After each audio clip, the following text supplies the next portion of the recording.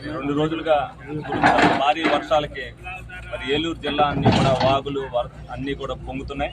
అలాగే తమ్మిలేరు కూడా మరి రావడం జరిగింది. దానిలో భాగంగానే మరి ఎక్కడికక్కడ అధికారులను అప్రమత్తం చేయడం జరిగింది.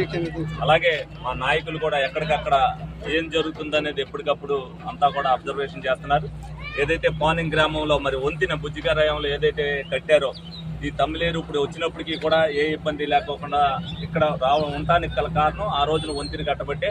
ఈ రోజున ఇక్కడంతా కూడా గుర్రపు డెక్క అంతా కూడా ఇక్కడ ఆగిపోయి మరి రేపొద్దున వంతినకి ఏదైనా ఉధృతిగా రేపొద్దున ఇంకా ఎంతకంటే ఉధృతి వస్తే వంతినకి ఏదైనా ప్రమాదం జరుగుతుంది. ముందు జాగ్రత్త చర్యగా మరి ఇమీడియట్ గా యుద్ధ ప్రతిపాదికన మరి మిషన్లు పెట్టి ఏదైతే గుర్రపు డెక్క ఉందో అదంతా కూడా తొలగించడం జరుగుతుంది.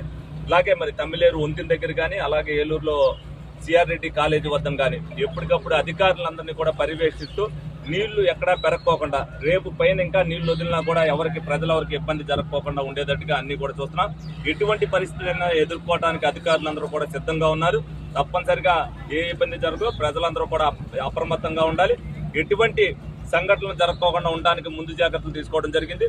కాకపోతే కొన్ని కారణాల వల్ల ఏదైతే లోగడ ప్రభుత్వం చేసిన కారణాల వల్ల ఈ వర్షపు వల్ల రోడ్లు మటుకు చాలా మటుకు ఇంట్లో నుంచి బయటికి రాలేని పరిస్థితులు ఉన్నాయి.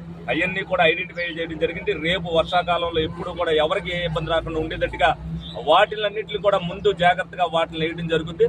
తప్పనిసరిగా ప్రజలందరూ కూడా మరి ఇంకొక 24 గంటల పాటు వర్షాలు అంటున్నారు కాబట్టి అందరూ కూడా జాగ్రత్తగా ఉండాలి. ఎందుకంటే ఎవరో కూడా వైరల్ ఫీవర్ వారిని పడకూడదు.